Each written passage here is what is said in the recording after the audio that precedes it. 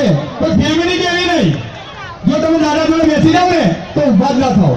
એટલે મેં દાદાને દિલગીર વ્યક્ત કરીને કીધું કે દાદા હું કાર્યક્રમ કરું છું તો મારા કાર્યક્રમમાં આવશો. તો દાદાએ મને કીધું બેટા આવશો એવું ના કહેવાનું હોય, તમારે આવવું પડશે એવું કહેવાનું તારે. અને પોતાનો અમૂલ્ય સમય કાઢીને અહીંયા પધાર્યા એ બદલ અમારા બાબા સીતારામ પરિવાર વતી એમનું આભાર વ્યક્ત કરું છું. અને એમનું ટીનાભાઈ સ્વાગત કરશે. ટીનાભાઈ અમરેવાલી વાળા એમનું સ્વાગત કરશે. બહુ સાચી વાત કરી દિનેશભાઈએ કે આમાં કોઈ ધર્મ ના હોય, કારણ કે આ તો કન્યાદાન છે. આમાં કોઈ ધર્મ ના હોય. મુસલમાન હોય તો પોતાની દીકરીને વળાવે છે, કે હિન્દુ હોય તો પોતાની દીકરીને વળાવે છે. જ્યારે દીકરીને વળાવવાની વાત હોય ને ત્યારે કોઈ ધર્મ આવતો નથી. તો હું દિનેશભાઈ વિનંતી કરીશ કે શબ્દના મોડેથી મારે દાદાને મેં પહેલા જ કીધું દાદા તમે આવશો ને તો તમારી વાણી તો મારે સાંભળવી જ પડશે, મારા ભક્તોને સંભળાવવી પડશે. તો દાદાને હું એમની વાણી સંભળાવવા આપું. જોરદાર તાળી એમના માટે જોરદાર.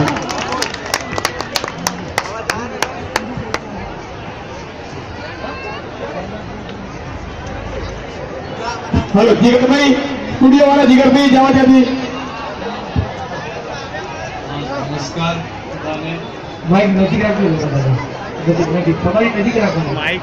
નમસ્કાર બધાને, મારા તરફથી બધાને આશીર્વાદ.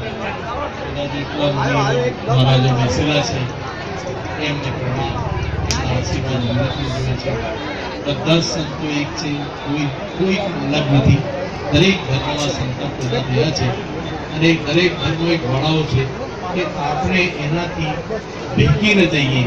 આ એક બાઉન્ડ્રીઓ છે કે મઝહબના એટલે ધર્મના વાળામાં રહીને આપણે બધી એક્ટિવિટીઓ કરવાથી આપણા દિલને પણ સંતોષ મળે છે અને ગલત રાસ્તેથી આપણે ભટકતા અટકે છે.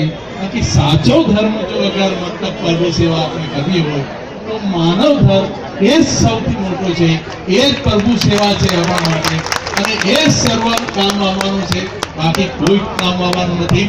ધર્મો તો એક મતલબ વાળાઓ છે અને વાળાઓમાં આપણને બાંધી દીધો છે એના માટે કે અગર આપણે ધર્મ ના હો તો આપણે ગલત રાસ્તે ભટકી જઈએ, આપણે શરાબી થઈ જઈએ, આપણે જુગારી થઈ જઈએ. એ રાસ્તાઓ બધા ખરાબ છે. એનાથી રોકવા માટે આ ધર્મ એક વાળો છે, એક બાઉન્ડ્રીઓ છે જે બિયોન્ડ બાઉન્ડ્રી આપણે ના જઈ છે. બાકી સાચો ધર્મ સંતો માટે એક જ છે, માનવ ધર્મ. અને અમારા કુરાનમાં પણ એ જ કહેવામાં આવ્યું છે કે હુકુકુલ ઇબાદ એટલે માનવ ધર્મ જ સાચો છે. બાકી તો બધા એક બાઉન્ડ્રીઓ અમારા એક સંતોષ ખાતર. પણ જો આપણે ધાર્મિક રહીએ તો આપણે દિલી સંતોષ